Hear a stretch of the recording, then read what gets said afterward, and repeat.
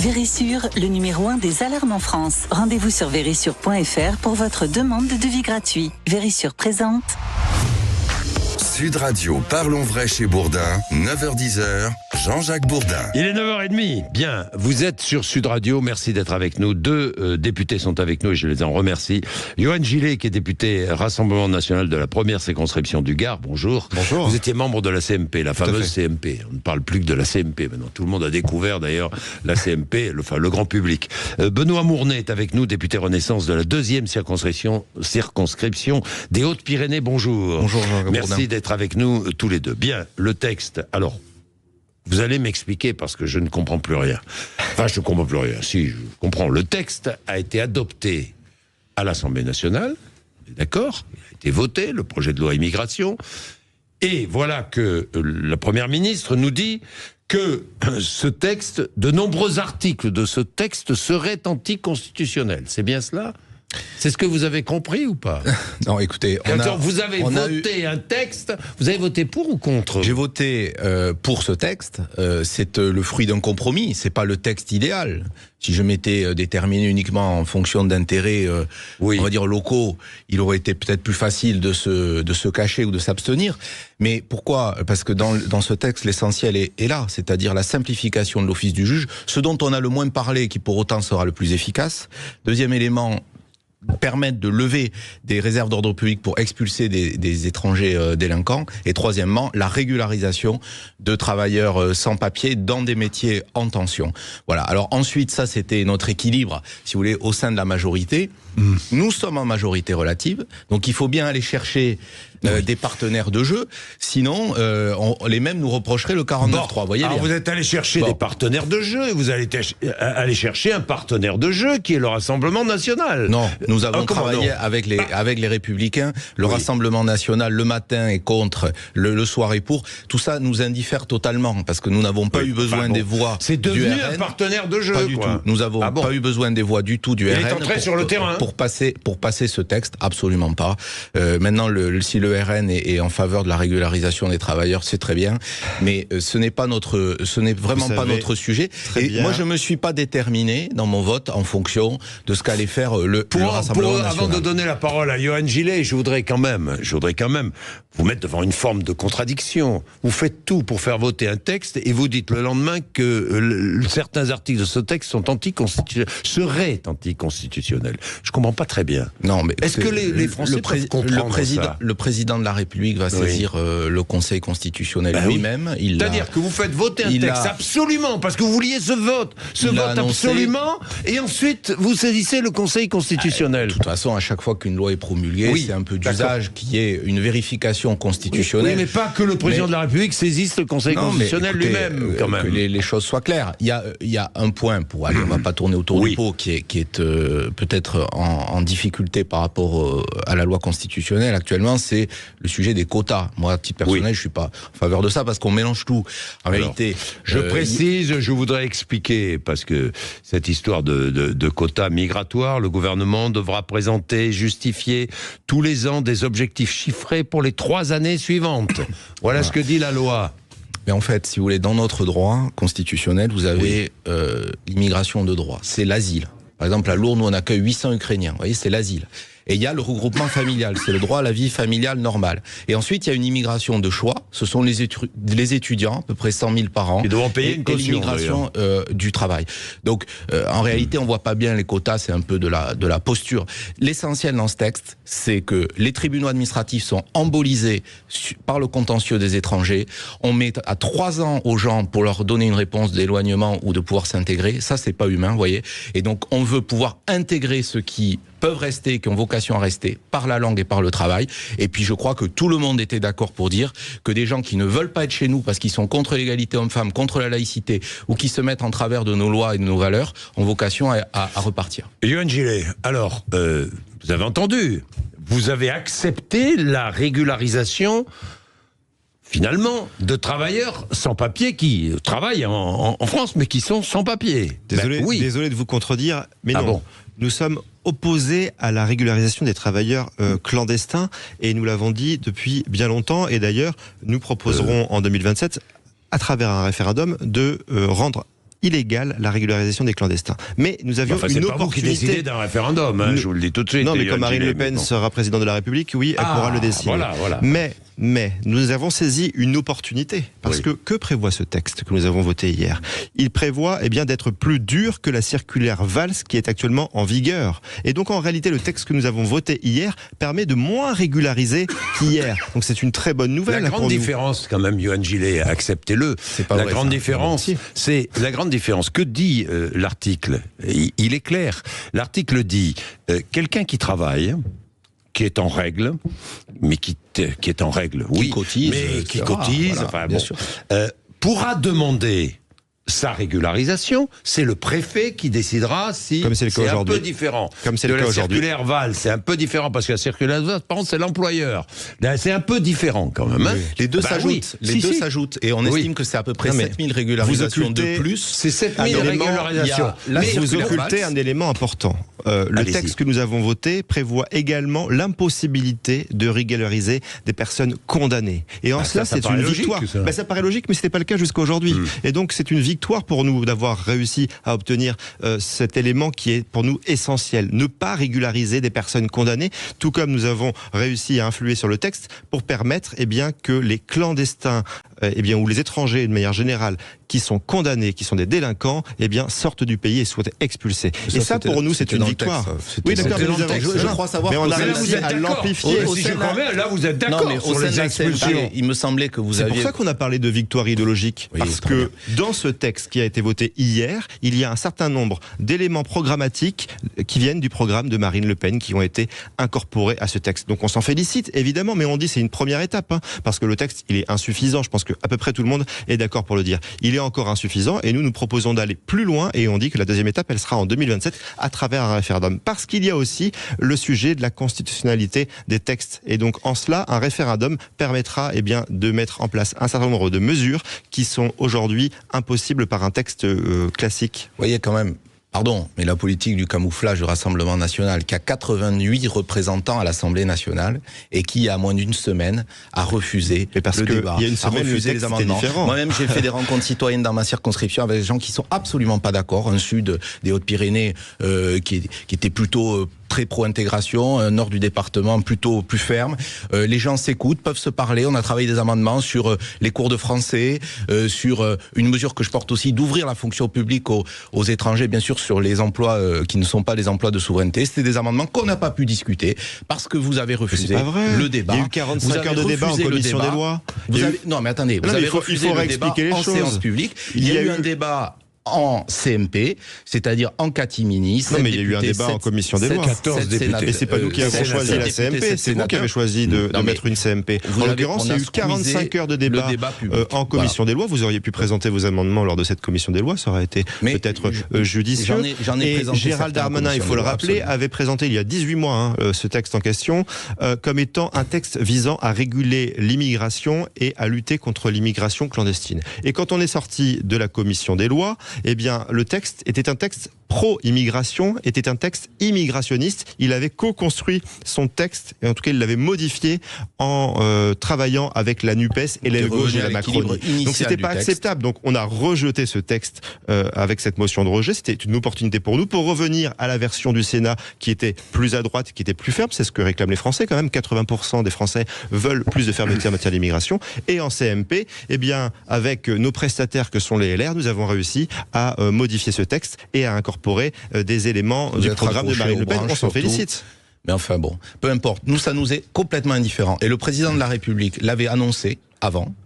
Si ce texte avait dû compter sur les voix du RN c'est un faux argument. Il y aurait eu une seconde délibération. Mais nous n'avons pas le cas pour le coup besoin de vos voix. C'est un faux argument, parce que si vous prenez les abstentionnistes... c'est un faux argument. Parce que si vous prenez les abstentionnistes, parce que quelqu'un qui s'abstient sur un texte, eh bien, il fait baisser la majorité. Ouais, mais c'est quelqu'un. Voilà. Oui, mais c'est quelqu'un qui n'approuve pas le texte. Si nous avions voté contre, le texte était rejeté. Qui n'approuve pas le texte. L'abstention, moi, je trouve pas ça. Vous voulez, les Français nous ont pas élus pour nous abstenir. À un moment donné, sur des sujets comme ça, il faut se positionner. Beaucoup d'élus de la majorité sont abstenus. Pardon, oui, mais on n'est pas sectaire. Chacun peut se décider en fonction de ce qu'il croit juste. Ils ne sont pas sectaires, mais ils ne veulent pas des voix du Rassemblement national. Bien, mais il y a quand même dans ce texte la rétention des mineurs en centre de rétention. Vous êtes d'accord? Non. On ne place plus de mineurs dans les centres de rétention? On a dit depuis le début que nous n'étions pas d'accord avec tout, effectivement. Mais nous avons estimé que ce texte allait plutôt et peser plus dans le bon sens que dans le mauvais. Et effectivement, il y a des choses qui nous conviennent pas dans ce texte, mais il y a des choses qui nous vont très bien. La déchéance de nationalité pour les binationaux qui s'en prennent notamment à nos forces de l'ordre, l'expulsion des délinquants étrangers. C'était partagé, l'interdiction, ou pas? L'interdiction, oui, ça c'est important, l'interdiction des remises pour les transports en commun pour les clandestins qui existent aujourd'hui en France. Ça aussi c'est important parce que les Français ne comprennent pas que eux, ils payent leur abonnement plein pot, et que pour les clandestins qui sont donc en situation irrégulière, qui bafouent les lois de la République, on leur fasse une réduction. Chances de nationalité, peut-être expliquer que s'il ne s'agissait pas de la proposition du président Hollande qui à l'époque, c'était de pouvoir déchoir de la nationalité des personnes nées françaises. Et donc là, ça aurait été une réforme constitutionnelle. Sur les binationaux, mais nées françaises. Là, dans le texte, c'est ce qui existe déjà dans le Code civil depuis 40 ans, de pouvoir déchoir de la nationalité quelqu'un qui l'a acquis récemment, binational, lorsqu'il se rend coupable d'un assassinat d'un policier ou d'un gendarme. C'était pas un élément qui était dans le texte initial, ça a fait partie des éléments de la discussion. Voilà, bon, moi j'étais attaché. Vous étiez favorable ou pas? Moi, non, franchement non, mais bon, si vous voulez, c'est le principe d'un compromis, c'est-à-dire que vous avez un texte initial, un équilibre. Vous avez un équilibre dans le texte initial qui était sur deux jambes, intégration et fermeté et simplification des procédures. Le constat est que ainsi vous n'avez pas de majorité. Si on croit ce texte d'intérêt général utile pour le pays, utile pour les gens, eh bien il faut construire une majorité. Et donc on a construit une majorité sans rien renier, sans rien marchander de nos valeurs. Vous avez le droit d'avoir vos idées, sans rien marchander. Vous avez beaucoup marchandé. Non, on n'a rien marchandé nos valeurs. Vous avez beaucoup négocié. Vous avez beaucoup négocié. Oui, marchandé. Mais en l'occurrence, c'est pas les parlementaires de la majorité qui ont négocié lors de la CMP. Mais ils étaient totalement sous tutelle. C'est le gouvernement qui participait d'ailleurs à une commission mixte paritaire parallèle. C'est LR qui a... Est-ce que c'est LR Selon vous, est-ce que c'est LR qui a donné le tempo? Non, c'est le Rassemblement national pour une raison simple. En commission des lois, le Rassemblement national, et je suis membre de cette commission des lois, avait déposé un certain nombre d'amendements pour modifier ce loi qui était à la base nocif, je le rappelle. Nos amendements avaient été retoqués par la NUPES, par la majorité présidentielle et par LR. Et LR a fait quoi en CMP face à la pression médiatique et à la pression des Français, d'ailleurs que je remercie parce qu'ils nous ont aidés à influer sur ce texte? Eh bien, LR a repris nos amendements pour les intégrer à la négociation avec le gouvernement. C'est pour ça que nous avons parlé de victoire idéologique. Nous avons réussi à faire intégrer au LR, mais à d'autres, que nos idées étaient les bonnes et que nous avions les bonnes solutions. Avez-vous intégré? Quel amendement avez-vous intégré sur le fait de durcir, par exemple, les conditions pour le regroupement familial, de durcir l'octroi de titres de séjour, la préférence nationale également, qui est une belle victoire idéologique. Je précise, ça s'appelle se raccrocher aux branches et voler au secours de la victoire. Et non, ça s'appelle réussir à faire et à porter les idées des Français et la volonté des Français au Parlement. Nous, ça nous est complètement indifférent. Nous avons un texte qui est utile, ce dont qui est le plus efficace et le plus impactant, et qui vous empêchera d'arriver au pouvoir d'ailleurs, je le dis en passant, c'est qu'on va régler le problème de l'embolisation du contentieux du juge administratif sur le droit des étrangers avec 13 procédures de passer à 3, pas répondre en 3 ans et répondre à 9 mois.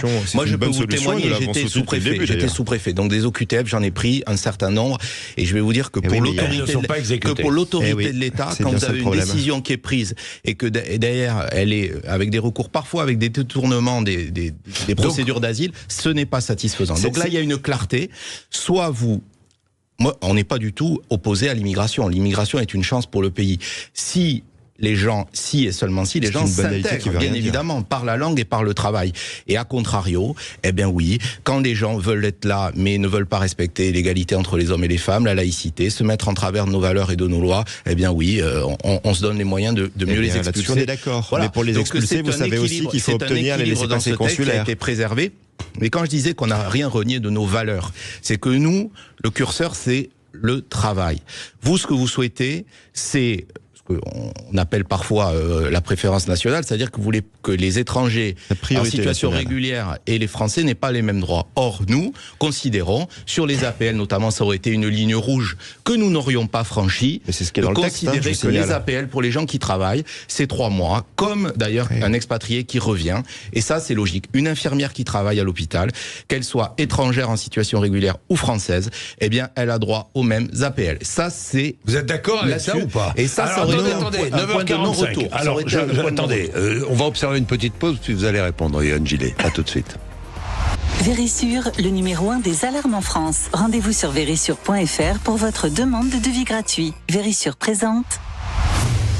Sud Radio, parlons vrai chez Bourdin, 9h-10h, Jean-Jacques Bourdin. Bien, avec nous pour parler d'immigration, nous avons 2 députés, je les remercie parce que c'est mouvementé en ce moment à l'Assemblée nationale. Yohann Gillet, qui est député RN de la première circonscription du Gard, et Benoît Mournet, député Renaissance de la 2e circonscription des Hautes-Pyrénées. Ça s'est terminé tard, messieurs, non? L'Assemblée nationale, c'était un peu mouvementé. On a l'habitude, c'est plus tard que d'habitude. Vous avez l'habitude, oui, vous avez l'habitude. Alors, si je dis, le fond du débat, c'est quoi? C'est la différence de droit entre les Français et les étrangers en situation régulière sur le sol français. C'est ça le fond du débat, non? Mais non, justement. Est-ce que vous établissez pas une différence de droit entre les Français et les étrangers en situation régulière qui sont sur le sol français? Si vous me permettez, Jean-Jacques Bourdin, cette affaire-là existe déjà. Le RMI, Michel Rocard, c'est 3 ans de délai de carence. Le RSA, 5 ans. Et même à Mayotte, c'est 10 ans. Donc il n'y a pas de sujet en soi qui ait un délai de carence pour obtenir des prestations non contributives. On parle bien de prestations non contributives. Oui, non contributives, c'est-à-dire allocation familiale, APL et tout. Voilà. Bon. Maintenant, ce que le Sénat voulait, et ce qui était pour nous inacceptable, c'était un droit général et inconditionnel de 5 ans, que vous travaillez, que vous ne travaillez pas. Je prenais l'exemple de l'infirmière qui serait en situation régulière, étrangère, versus une infirmière française, de nationalité française. L'une aurait droit aux APL, l'autre non. Ça, c'est inacceptable.